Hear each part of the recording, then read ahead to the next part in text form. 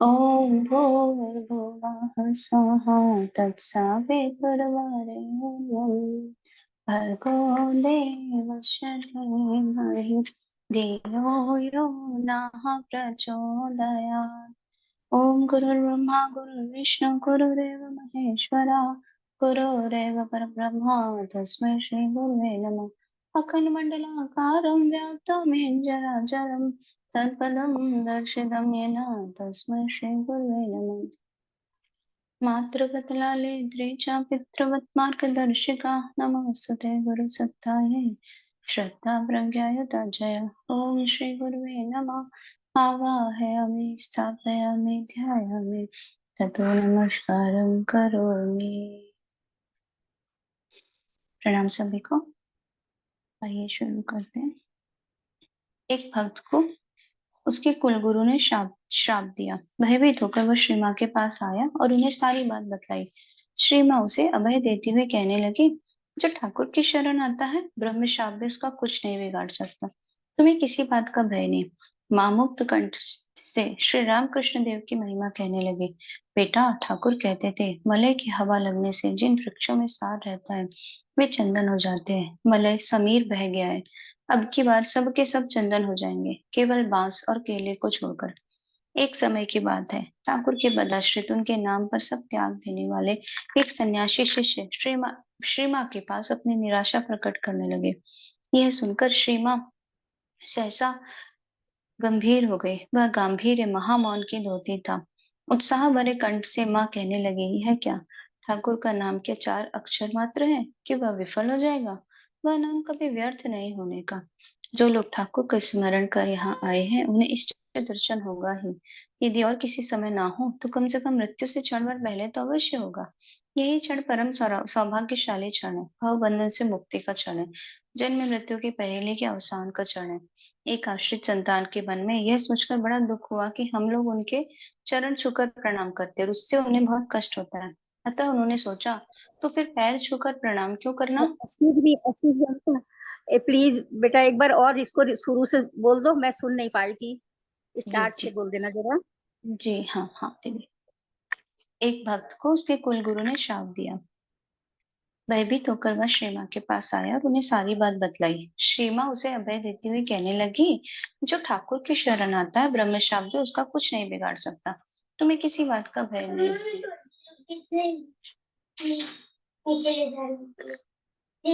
पापा से पूछो। माँ मुक्त कंठ से श्री रामकृष्ण देव की महिमा कहने लगी। बेटा, ठाकुर कहते थे मलय की हवा लगने से जिन वृक्षों में सार रहता है वे चंदन हो जाते हैं। मलय समीर बह गया है, अब की बार सबके सब चंदन हो जाएंगे, केवल बांस और केले को छोड़कर।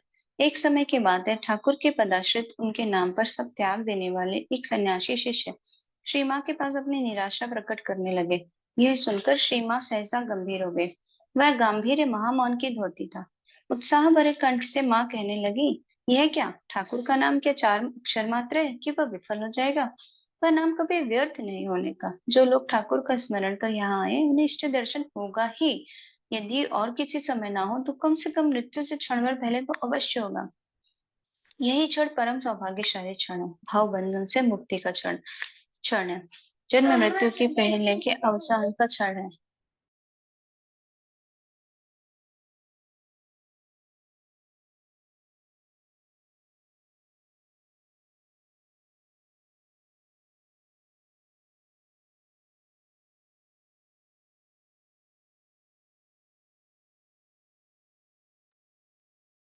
एक आश्रित संतान के मन में यह सोचकर बड़ा दुख हुआ कि हम लोग उनके चरण छूकर प्रणाम करते हैं और उससे उन्हें बहुत कष्ट होता है।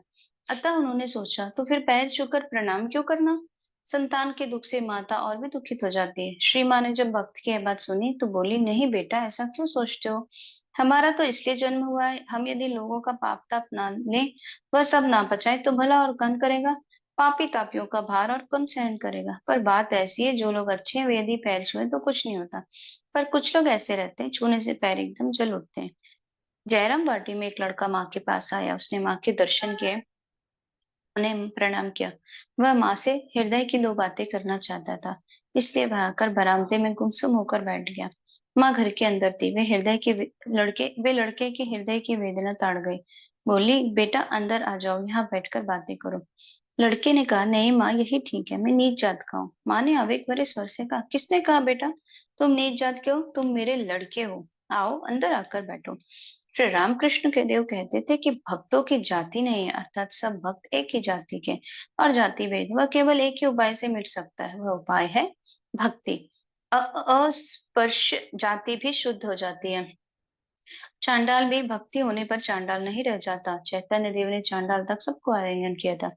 एक संतान ने कोई बड़ा अनुचित कार्य कर डाला, यह सोचकर कि माँ को यह बतलाने पर वे उसे कठोर दंड देंगी, कुछ लोगों ने श्री माँ के पास आकर उसके कुकर्म की बात कही। इतना ही नहीं, वरन उसे समुचित दंड देने के लिए भी उन्होंने श्री माँ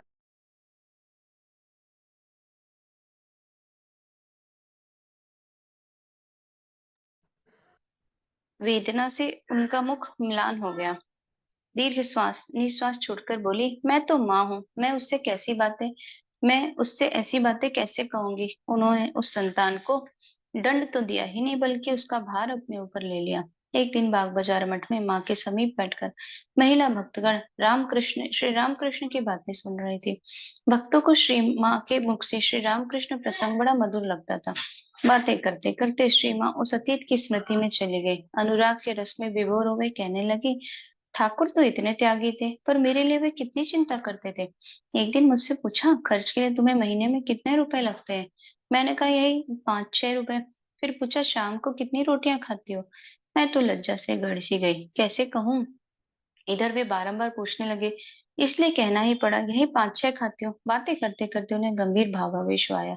एक भक्त ने श्री रामकृष्ण देव की पूजा करके उन्हें भोग निवेदित किया। उसने सहसा देखा कि श्री रामकृष्ण देव के चित्र से एक ज्योति की धारा नैवेद्य पर आ पड़ी। वह इसका तात्पर्य कुछ समझ न सका। सोचा, माँ से पूछने से ही इसका समाधान मिल जाएगा। उसने आकर माँ को यह बात बतलाई और पूछा, अच्छा माँ, यह जो मैं देखता हूँ वह सच है या मन का भ्रम है? यह सुन श्री माँ मानो क्षण भर ध्यान मग्न रही, फिर बोली, नहीं बेटा, यह सब ठीक है। भक्त, क्या तुम जानती हो मैं क्या देखता हूँ? ठाकुर को और तुम्हें मैं जो निवेद्य निवेदित करता हूँ, वह क्या ठाकुर लेते हैं? तुम क्या वह ग्रहण करती हो? श्री माँ ने एक छोटा सा उत्तर दिया, हाँ। भक्त, ये समझू कैसे? श्री माँ, क्यों बोला? क्या गीता में तुमने पढ़ा नहीं, फल फूल जल जो कुछ भी भक्ति पूर्वक भगवान को दिया जाए वही वे ग्रहण करते हैं। यह तो अप्रत्याशित उत्तर था। विस्मित भक्त ने पूछा, तो क्या तुम भगवान हो? प्रश्न सुनकर श्री माँ हंस पड़ी। वह पकड़ में आ जाने की हंसी थी, स्वीकृति की हंसी थी। लगभग 7 महीने बाग बाजार में व्यतीत कर श्री माँ ईस्वी सन 1917 के जनवरी माह की 31वीं तारीख को जयराम वाटी के लिए रवाना हुई। मार्ग में 2 दिन कुआलपाड़ा के जगदम्बा आश्रम में रहकर वे जयराम वाटी पहुंची। श्री माँ अपने नए मकान में थी। भक्तों के लिए आकर रहने की अब और भी सुविधा हो गई थी। श्री माँ के प्राणों में भी कृपा की बाढ़ आ गई थी। वह निर्विचार सबको अमृत सागर की ओर बहाई ले जा रहा था। जयराम बाटी आने के कुछ महीने बाद से श्री माँ को अक्सर बुखार आने लगा। वे बड़ी दुर्बल हो गई। शरद महाराज को जब उसका पता लगा तो उन्होंने कुछ दिन भक्त समागम और दर्शन आदि बंद रखने का निर्देश दिया। इसी समय सुदूर बरिशाल से एक भक्त जयराम वाटी में उपस्थित हुआ। वह व्याकुल होकर श्री माँ के दर्शन करने और उनकी कृपा प्राप्त करने आया था, पर सेवक किसी प्रकार भक्त को श्री माँ के दर्शन न करने देते थे। भक्त की आकुल प्रार्थना भी व्यर्थ गई। भक्त और सेवक में जोर शोर से बहस छिड़ गई। शोरगुल सुनकर अंतर्यामी माँ अस्त व्यस्त भाव से एकदम बाहरी दरवाजे पर आ गई और कुछ विरक्ति प्रकट करते हुए सेवक से कहा, तुम क्यों नहीं आने देते? सेवक बोले, शरद महाराज ने मना किया है, अस्वस्थ शरीर में दीक्षा देने से आपका स्वास्थ्य और भी खराब हो जाएगा। श्री माँ ने कुछ उत्तेजित स्वर से कहा, शरद क्या कहता कहेगा? हमारा आना ही इसलिए हुआ है, मैं उसे दीक्षा दूंगी। फिर भक्त को संबोधन करके बोली, आओ बेटा, आज तुम खा लो, कल तुम्हारी दीक्षा होगी। भक्त को मांगने के पहले ही मिल गया। श्री भगवान के पास कुछ मांगना नहीं पड़ता। आंतरिक इच्छा होने से वे अंतर्यामी रूप से हृदय के सारे अभाव पूर्ण कर देते हैं। श्री माँ ने एक दिन अपनी भतीजी नलिनी से पूछा, भगवान से क्या प्रार्थना करनी चाहिए जानती है? नलिनी ने कुछ गर्व भरे स्वर से कहा, क्यों बुआ, ज्ञान भक्ति आनंद शांति सुख संपद यही सब? श्रीमदेव धीर गंभीर स्वर से बोली, नहीं, ये सब कुछ भी नहीं। भगवान के पास केवल वासना शून्य होने की प्रार्थना करनी चाहिए। वासना शून्य होने से निर्वाण मिलता है, मुक्ति मिलती है। तभी तो श्री माँ ने वासना शून्य होने की प्रार्थना करनी चाहिए। वासना शून्य होने से निर्माण मिलता, मुक्ति मिलती, तभी तो श्री माँ ने वासना शून्य होने की प्रार्थना को उपदेश दिया। ताजपुर के जमींदार वंश के मंथन नाथ चट्टोपाध्याय के साथ राधु का विवाह हुआ था। विवाह के बाद पक्के हो जाने पर एक दिन ज्योतिषी को उसकी जन्म कुंडली दिखाई गई। पता चला कि राधु का वैधव्य योग है, तो भी जो होनहार है वह तो होकर ही रहेगा। ऐसा सोचकर श्री माँ ने मंथन के साथ ही राधु का विवाह किया। विवाह के बहुत बाद मंथन दीक्षा के लिए श्री माँ के पीछे पड़ गया। वे आत्मियों की दीक्षा नहीं देती थी, पर मंथन को उन्होंने दीक्षा दी। इसका कारण बतलाते हुए उन्होंने कहा था कि राधु की जन्म कुंडली में जो वैधव्य योग है वह इस दीक्षा के प्रभाव से खंडित हो जा सकता है। श्री ठाकुर के नाम से विधि का विधान भी कट जाता है। वे कपाल मोचन जो है, श्री माँ के दीक्षा दान के फल से राधु का वैधव्य खंडित हो गया था। मंथन के चाचा भोलानाथ चट्टोपाध्याय श्री माँ को समधिन ना कह माँ कहकर पुकारते थे।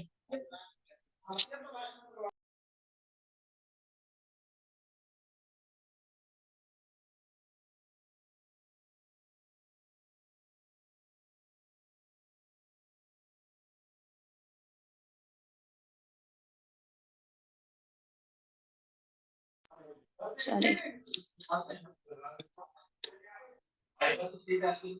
एक समय श्री माँ भोलानाथ को चिट्ठी लिखा रही थी। कहा, लिखो बेटा। राधो की माँ सुरबाला देवी ने यह सुनकर कहा, यह क्या, वह तो तुम्हारा समधी होता है। माँ ने कुछ धीमे स्वर से उत्तर दिया, तो क्या हुआ, वह मुझे माँ कहकर प्रसन्न होता है, उसके लिए मैं भी वही हूँ। वे जगत जननी जो है, चराचर विश्व ब्रह्मांड के समस्त प्राणी उनकी संतान है। एक भक्त ने श्री माँ से पूछा, माँ आप ठाकुर को किस तरह देखती है?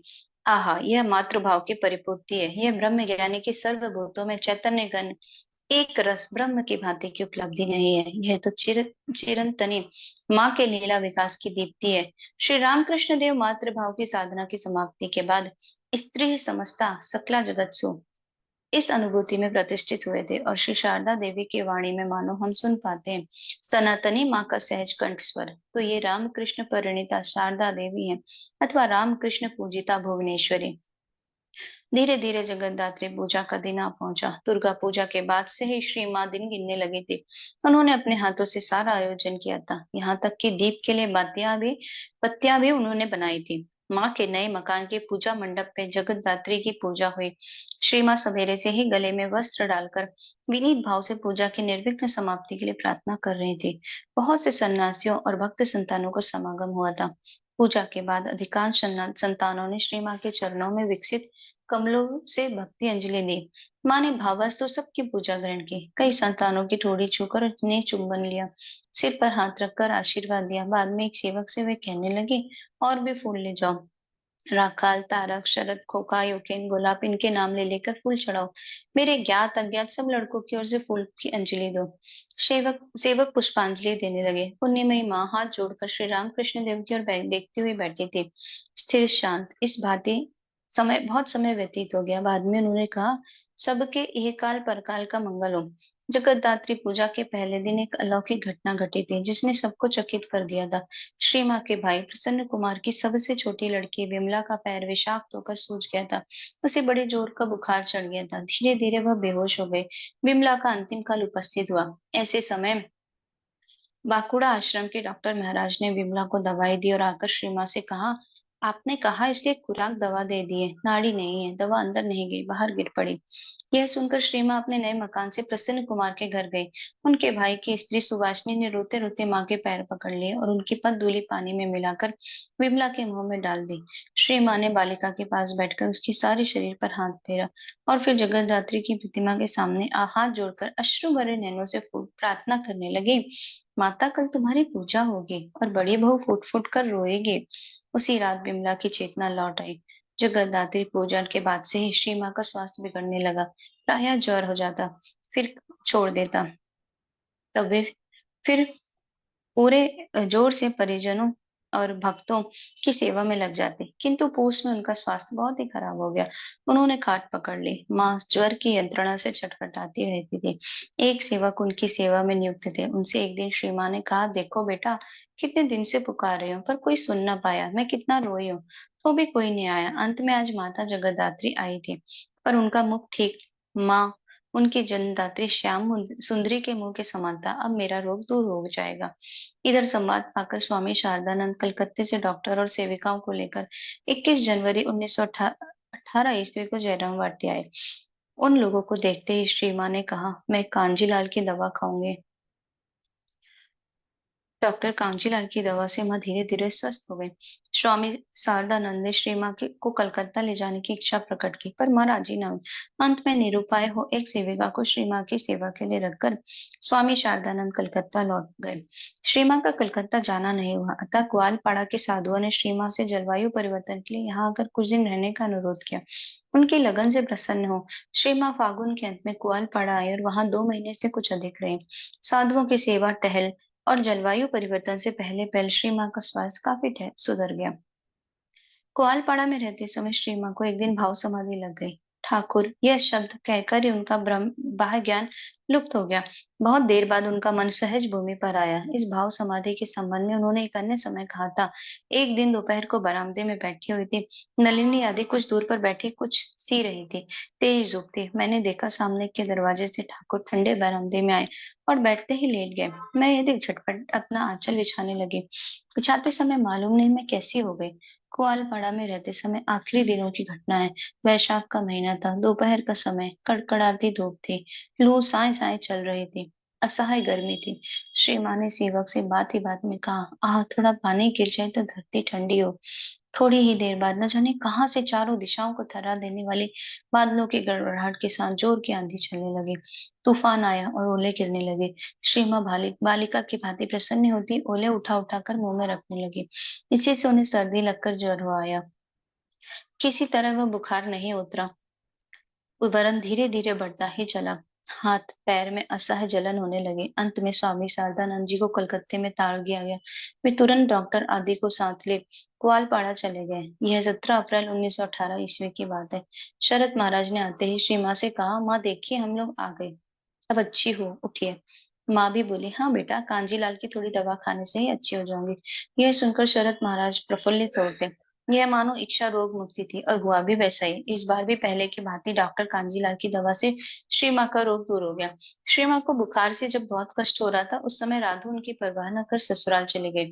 इस घटना प्रसंग में श्री माँ ने बाद में कहा था, देखो जब राधु मेरी ममता छोड़कर चली गई तो मैंने सोचा था कि इस पर शायद मेरा शरीर न रहेगा, पर अभी भी देखती हूँ ठाकुर का काम बाकी है।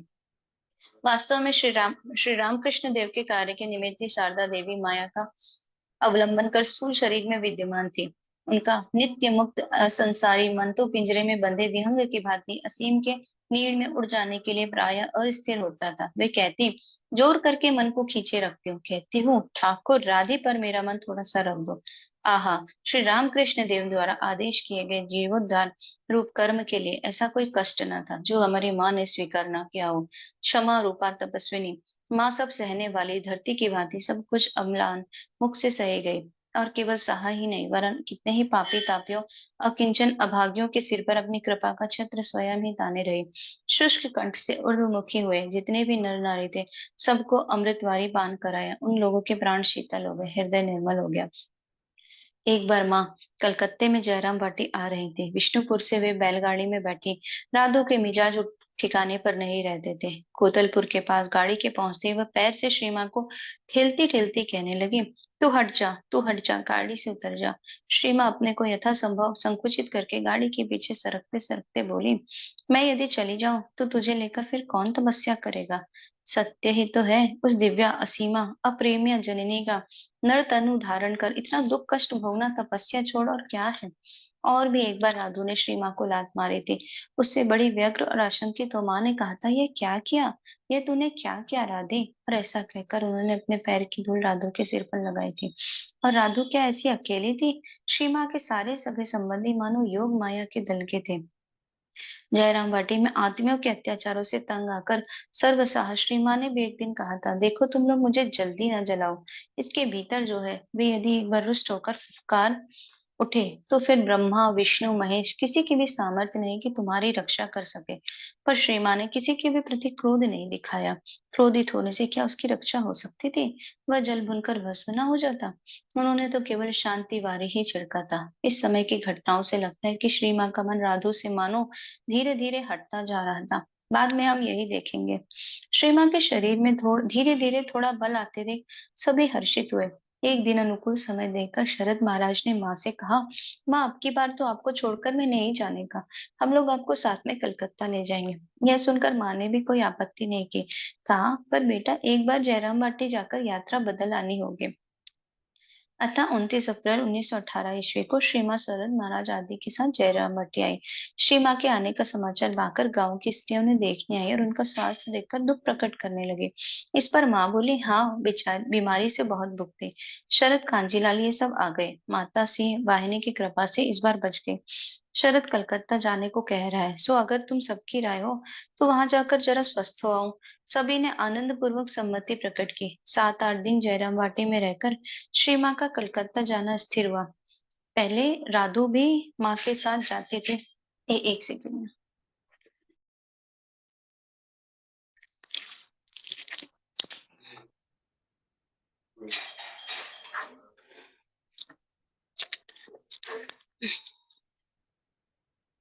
माता सिंह वानी की कृपा से इस बार बच गई। शरद कलकत्ता जाने को कह रहे हैं, सो अगर तुम सबकी राय हो तो वहां जाकर जरा स्वस्थ हो आओ। सभी ने आनंद पूर्वक सम्मति प्रकट की। 7-8 दिन जयराम बाटी में रहकर श्री माँ का कलकत्ता जाना स्थिर हुआ। पहले राधु भी माँ के साथ जाती थी, इस बार राधु उन्हें छोड़कर ससुराल चली गई थी। श्री माँ ने उसके पास खबर भेजी। उसने उत्तर दिया कि वह माँ के साथ नहीं जाएगी। तो भी मानो अपना कर्तव्य समझकर श्री माँ ने राधु को देखने के लिए उसके ससुराल से उसे बुलवाया। राधु आई। उसके पालकी से उतरते ही श्री माँ ने ठीक पहले ही की बातें, आ बेटी राधु कहकर हाथ बढ़ाकर उसे छाती से लगा लिया। फिर उसी प्रकार ने इस पर भाव से कलकत्ता रवाना होने के पूर्व उसे उसके ससुराल भिजवा दिया। विदा के समय राधु ने रोते हुए श्री माँ के चरणों में प्रणाम किया। श्री माँ ने भी उसे और लोगों की तरह आशीर्वाद देकर विदा किया, मानो कोई आया था और अब चला गया। माँ का कुछ ऐसा ही भाव था। सेवक गण माँ की उदारता देखकर विस्मित हो गए। श्री माँ कलकत्ता जाने के लिए तैयार हुई। घर से निकलते समय उनकी चाची ने कहा, शारदा फिर आना। श्री माँ आंतरिकता के स्वर से बोली, क्यों नहीं, अवश्य आऊंगे। फिर माँ घर की जमीन को छू छू कर बारंबार प्रणाम करने लगे। जननी जन्म भूमिश्च स्वर्गादपि गरीयसी। स्वामी शारदानंद के साथ श्री माँ ईस्वी सन 1918 की मई की 7वीं तारीख को कलकत्ता आई। प्रणाम सभी को। आज यहीं तक पढ़ते, कल 15वां चैप्टर पढ़ना शुरू करेंगे। ओ असतो मा सद्गमय तमसो मा ज्योतिर्गमय मृत्युर्मा अमृतं गमय। ओम शांति शांति शांति। सर्वारिष्ट शांतिर्भवतु। प्रणाम सभी को। आप में से अगर कोई कुछ कहना चाहते हैं तो प्लीज